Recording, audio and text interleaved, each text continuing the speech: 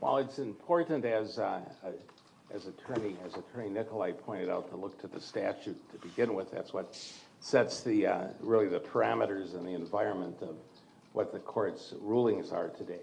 So in Section 971.17 addresses the not guilty by reason of mental disease or defect pleas and how they're handled. The court initially imposed, found based upon a stipulation of the parties to the various reports that were filed, that Ms. Geyser was not guilty by reason of mental disease or defect. And then I entered a commitment order for a long period of time. I think it's 40 years. During that period of commitment, however, Ms. Geyser and other people in her position have a right to ask for a conditional release every 6 months. It happens all of the time. She didn't ask for a conditional release for a period of time, but she's asked for several. 2 were denied, and now the court granted the third one. So that's what brings us here today. The conditional release, at least to those who are neophytes in the area and inexperienced in what all of this means, it sounds like, oh, she's out on the street and she's out on her way. That's not what it is. There's substantial supervision placed over the person on supervised release, as was testified today. Supervised release that is in many ways more strict from the rules and restrictions on the person than it would be when she was at the institution from the standpoint of freedom within the confines of the institution. So that's what we're talking about now. What happens? I'd authorize conditional release and ask the state to prepare, or the institution, the department, to prepare a plan for release, which would go in to set the stage for the parameters of rules, regulations, and where she would live and how it would be, how she should conduct herself. So what the rule says then, going to section 971.17, sub 3, sub E, in pertinent part. Now, I should also add that at the last time we were in court, the court did an analysis of the status of the case and the procedural status of the case. And that was on February 28th. So at that point, I determined, from my view of the statutes, is that the classic petition for release, or rather the classic petition to revoke a conditional release order, is done after the person's been on conditional release and the plan is in place. And we've talked about that for rule violations. In this case, the statute also provides for the state to bring, or the institution to bring, a claim for revocation of conditional release based upon safety issues. So what the statute says in the sub E, in pertinent part, if the Department of Health Services alleges that a released person has violated any condition or rule, or that the safety of the person or others requires a conditional release to be revoked, he or she may be taken into custody under the rules of the department. The department shall submit a statement showing probable cause of the detention and a petition to revoke the order for a conditional release to the committing court. That's where we are today. Now, what's important to note yet, that the final conditional release document hasn't been signed or approved. That's the plan. Where before the plan, I ruled, and at the February 28th hearing, that although it doesn't quite fit with the classic position, it's something that the court should consider. The safety issue is so important to the court and to the community that the court decided to hear the case and hear the petition. Attorney Cotton alleged that because the very technical routing of the case had not occurred, that the court shouldn't even consider the petition. So then the statute goes on. The court shall hear the petition within 30 days unless the hearing or timeline is waived by the detained person. The state has the burden of proving by clear and convincing evidence that any rule or condition of release has been violated, or that the safety of the person or others requires that conditional release be revoked. So we're really at that safety provision, that last clause, that the state proved by clear and convincing evidence that the safety of the person or others requires the conditional release then be revoked. That's where we are today.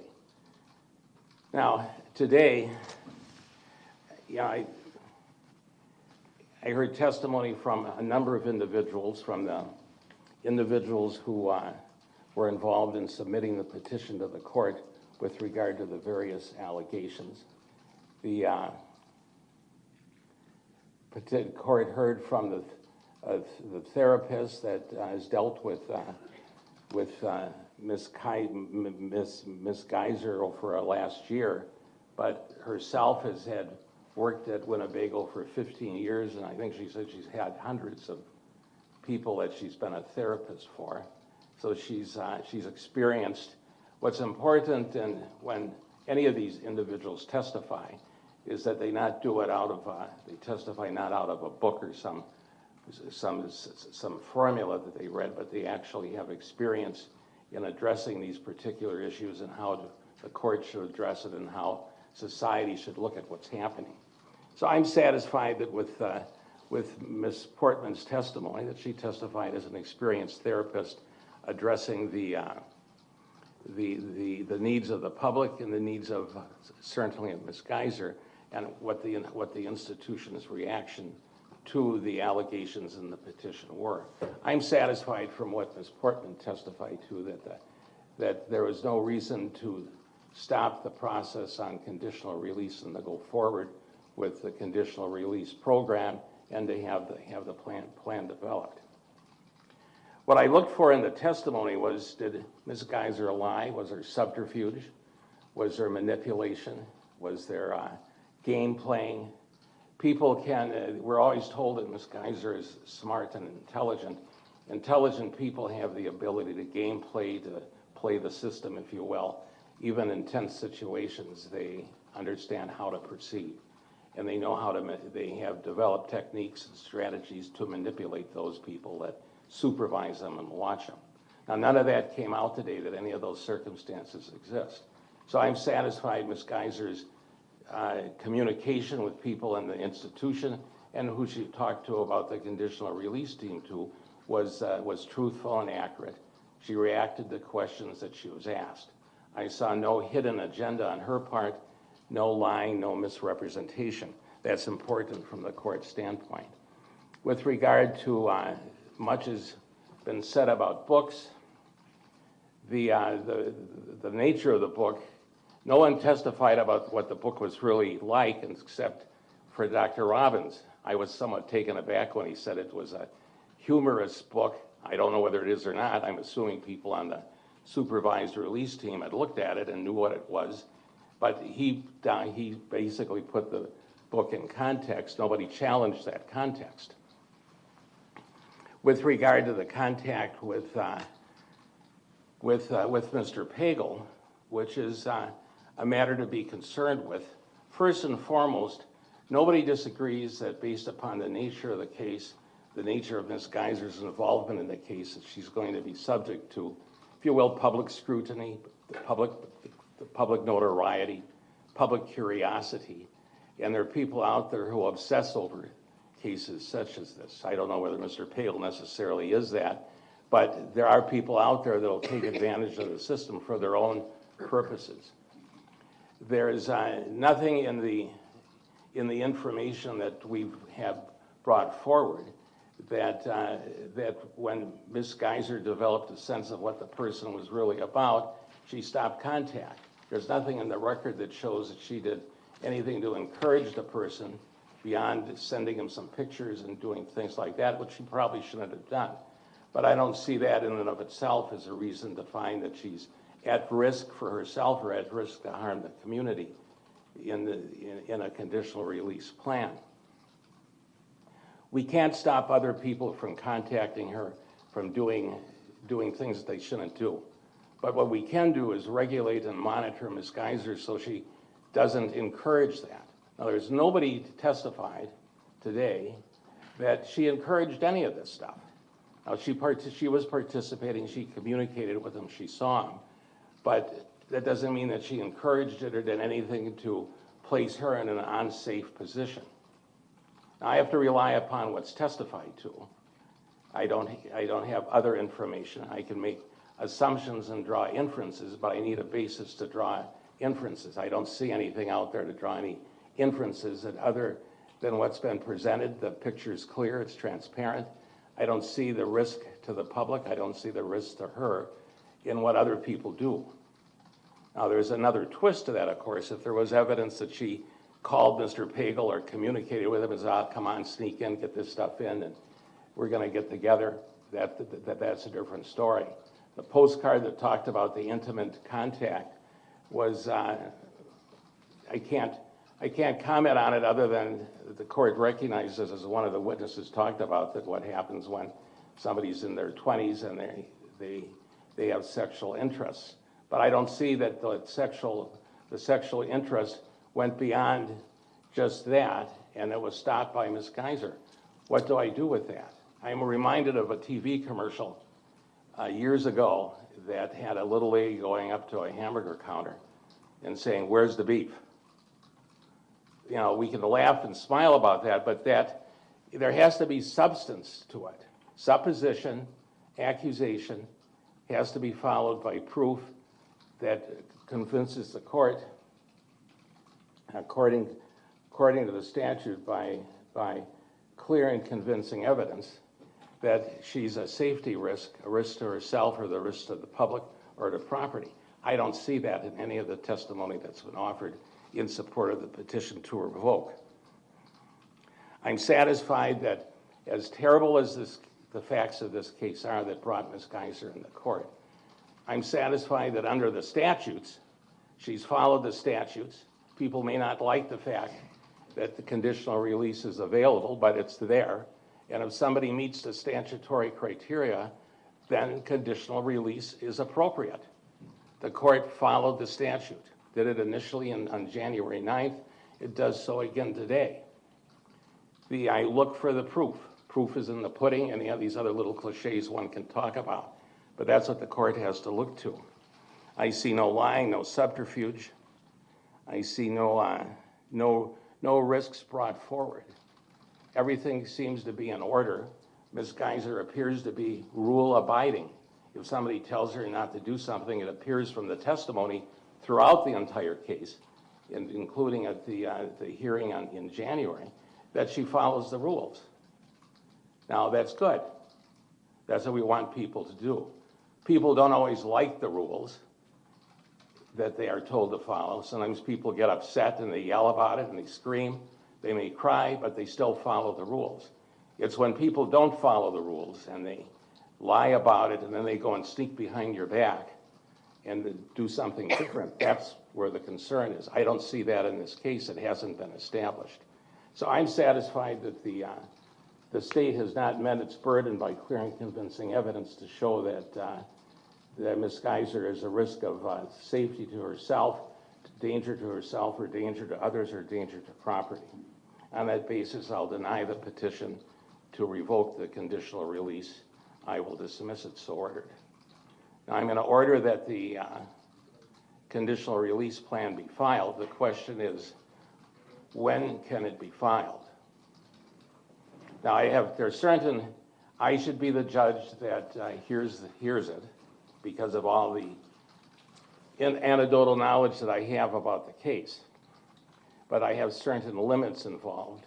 So my limits are to do it, I have two limits.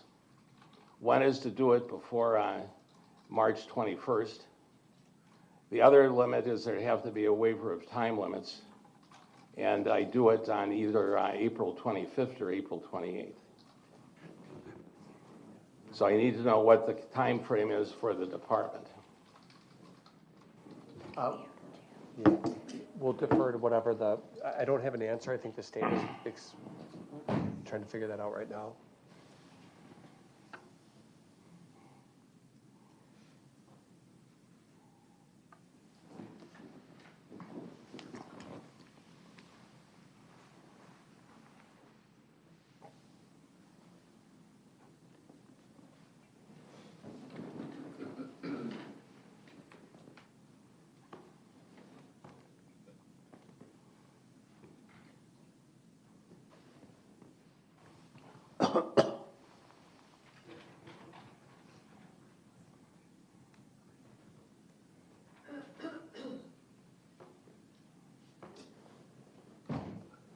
Judge, I had an opportunity to speak with the members of the team that are here, and they would certainly try to have it prepared before the 21st. They're just not sure if that would be possible. Would it be possible to perhaps schedule 2 dates, and then as soon as the plan was ready, they would certainly file it, but I could let the court know whether we could have the review hearing on that March 21st date or not? Well, to have it on March 21st, which is 2 weeks from tomorrow, we'd have to have the conditional release plan filed probably by the 18th or 19th. There'd have to be time for the court to read it and digest it, as well as for the parties to do so. I mean, the team's committed to trying to accomplish that. Well, what we'll do is we'll set it for the hearing in the morning of the 21st. We'll have to move some cases, other files that I have, but we'll set it at 9 o'clock on the 21st. We'll schedule it for an hour at that time. I'll anticipate on that basis that the report would be filed on by the close of business on Tuesday, March 18th.